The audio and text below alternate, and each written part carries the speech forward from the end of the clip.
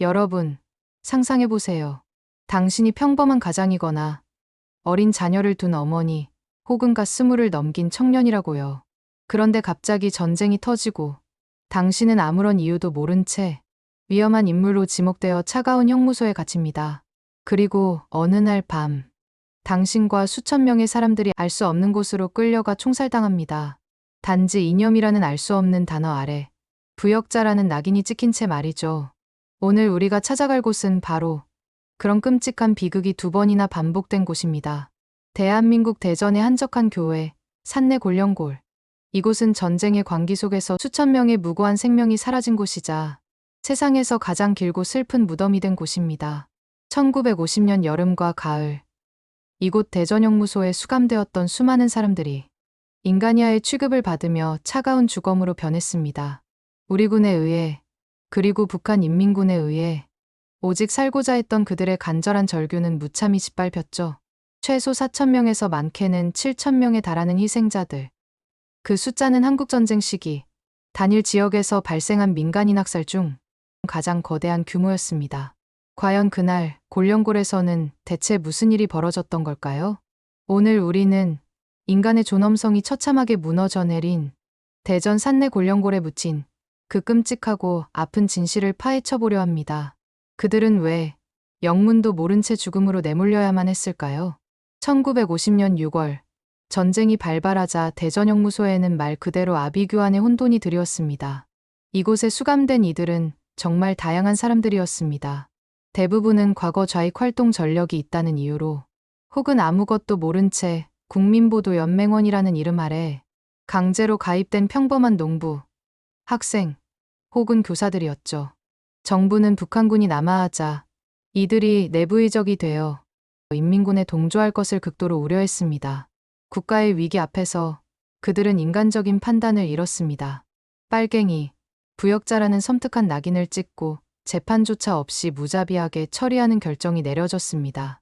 인민군이 대전에 진입하기 직전인 6월 말부터 7월 초까지 우리 국군과 경찰은 형무소에 수감된 이들을 대전 산내 골령골로 끌고 갔습니다. 그곳은 형무소에서 약 20km 떨어진 인적 드문 깊은 골짜기였습니다. 이곳에서 군인들은 커다란 굴을 파고 사람들을 세운 뒤 차례로 무자비한 총격을 가했습니다. 당시 현장에 투입되었던 한 군인의 증언은 등골을 오싹하게 합니다. 하루에도 몇백 명씩 트럭에 실려와 총살당했다. 시체가 산처럼 쌓였다.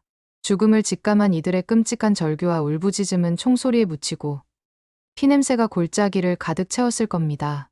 그들에게는 도망칠 기회도 자신의 무고함을 변명할 기회도 없었습니다. 오직 죽음만이 그들을 기다리고 있었죠. 이 첫 번째 학살로 최소 4천여 명에 달하는 무고한 생명이 차가운 땅 속에 묻혔습니다. 아버지는 그저 동네에서 존경받던 이장님이셨어요.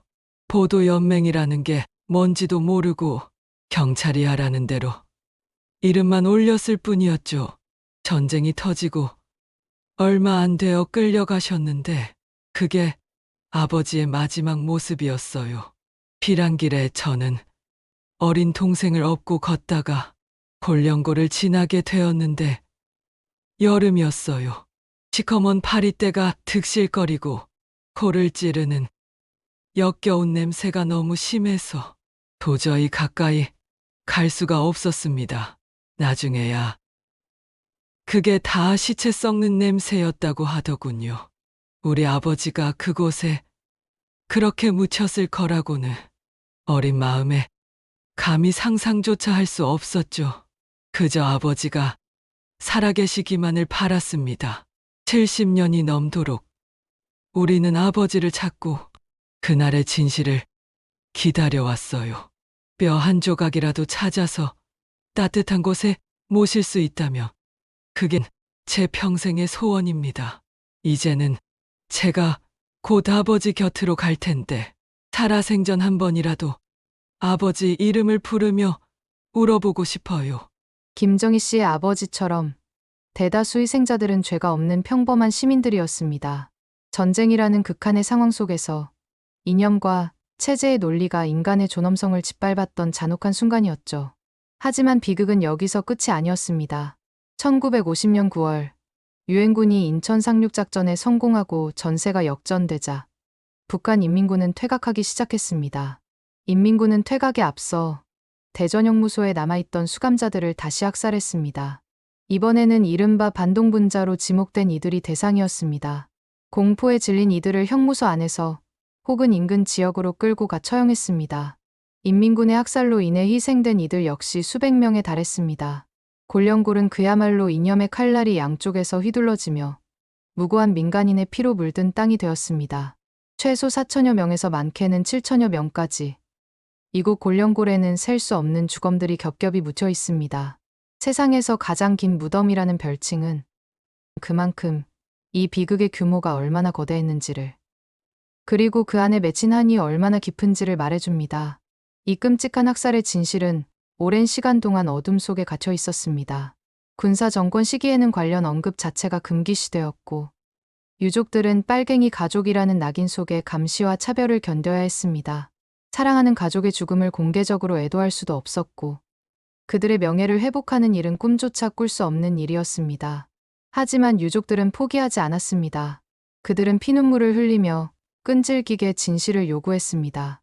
그리고 참여정부 시절인 2005년, 진실과 화해를 위한 과거사 정리위원회가 발족되면서 뒤로소 이 사건의 진상이 규명되기 시작했습니다.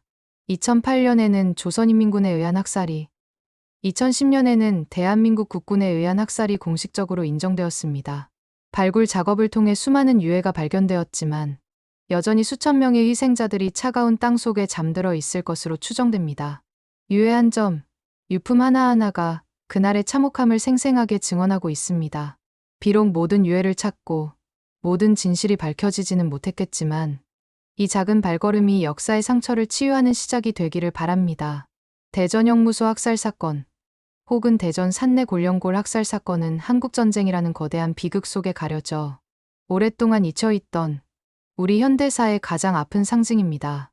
국가의 이름으로 혹은 혁명의 이름으로 자행된 폭력은 수많은 삶을 송두리째 앗아갔고 살아남은 이들에게는 평생 지울 수 없는 상처를 남겼습니다.